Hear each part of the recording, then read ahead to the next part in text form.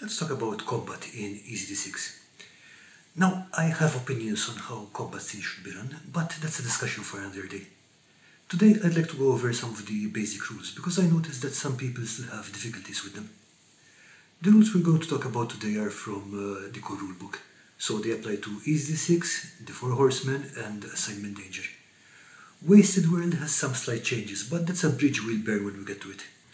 I'm also aware that a lot of people have come up with their own house rules, but here we're sticking with rules as written, because it's good to know the rules before we break them. If you have any rules you enjoy using though, tell me about them in the comments below. First up, let's talk about how to hit stuff. Every monster and NPC profile has a to-hit number. This is the number that you have to roll or beat on a die 6 to damage the thing. The Book of Quests lists it as a to-be-hit number, which in my opinion makes it easier to understand.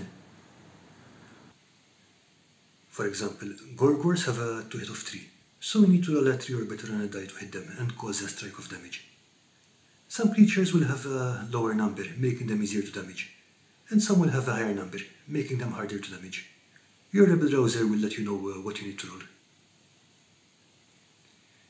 In some cases you may have a boon to attack, for example if you are trained or using a magic weapon.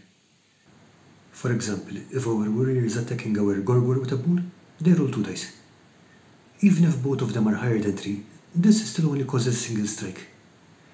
EZD6 is a very narrative-based game, so an attack roll does not represent a single swing of a sword or a single arrow shot from a bow. It represents several seconds of fighting, and the roll describes the outcome of that. If you happen to roll lower than the to-hit number, you miss. However, all is not lost. As long as the highest number you rolled was not a 1, you can use your karma points to increase your roll. Every point of karma you spend bumps the dice up by 1, so we can turn a failed attack into a hit. In this case, the highest number we rolled was a 2. We can spend 1 karma to turn it into a 3, making it a hit. If you roll a 6, you can potentially cause a critical hit. It doesn't matter if you rolled a natural 6 or if you bumped it up with karma. Either way, you cause a strike and you roll again. If you get a 6, and again it doesn't matter if you rolled it or you bumped it up, you roll again. And you can keep doing this until you get anything other than a 6. Remember, you only roll 1 die at a time to confirm a critical, regardless of how many dice you rolled originally or how many 6s came up in the original attack. Now, if you're really lucky or have a massive karma stash, you can cause massive amounts of damage with this. You can even cause more strikes than your target can take, in which case the damage spills over to another nearby target. This means that with a good critical chain you can John Wick your way through a room full of enemies. In some cases you might have a greater critical hit chance. For example, in the case of warriors using the Brutal Strikes ability, you can cause critical hits on a 5 or 6. This applies to the whole chain and not just to the first attack, so you keep causing damage and rolling again until you roll under a 5. There are some exceptions, such as creatures that are immune to critical hits, but your rebel browser will let you find about these in play. One thing that rebel browsers should bear in mind is that monsters also cause critical hits. Long crit chains are less common as monsters don't get karma, but they still happen. Before we dive into what happens when the players are on the receiving end of the pain train, let's talk about Gank. Gank is a special ability of the Rascal class, which allows them to roll 2 dice on unsuspecting or distracted targets, and score a strike of damage for each hit.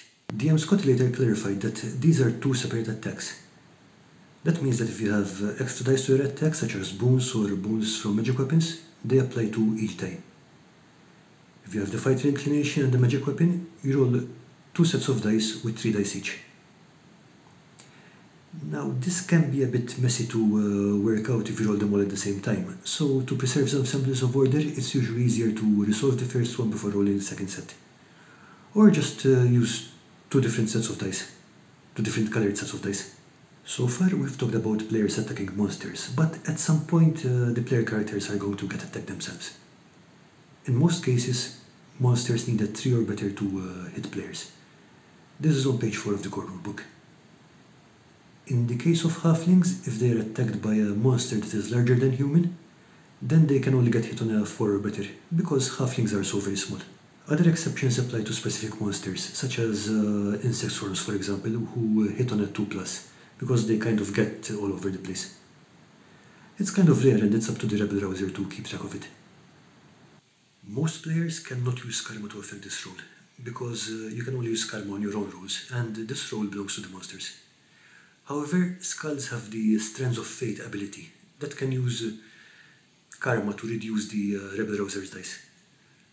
So, 1 point from the skull's karma subtracts 1 point from the dice. So these glorious bastards can turn a hit into a miss.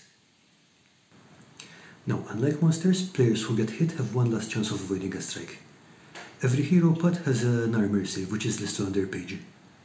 In the Four Horsemen and Assignment Danger, the armor save can change depending on your equipment. But in the core rules it's fixed unless you have some types of magic armor. Regardless of how you get your save, you roll 1d6 for each strike you are taking. If you meet or beat the armor save number, you ignore the strike. If the number you roll is lower than your armor save, you take the strike. And since this is your roll, you can use karma on it. In some cases, monster attacks do more than 1 strike of damage. For example, giant weapons do 2 strikes per hit. When this happens, you roll 2 dice and ignore 1 strike for each die that meets or beats your save. In the case of the Rascal, the armor save is listed as 6 with a boon.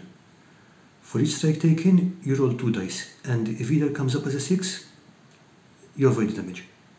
Did I mention Rascals are awesome? Conjurers and Rascals also have special ways of ignoring strikes in certain specific situations. If they use these options, then the strike is automatically discarded, and they don't need to roll a save. Okay, hopefully that should cover the basics for combat in EZD6. It did turn out a bit longer than expected because of all the examples and special cases and abilities, but it's definitely easier to get the hang of it at the table. Eventually, I'd like to do a few more videos about my thoughts on running EZD6 combat scenes and other aspects of the rules, so let me know in the comments if that's something that would interest you. As you can see from all the junk behind me, I'm also hoping to be back soon with some crafting videos. But in the meantime, see you around. Bye!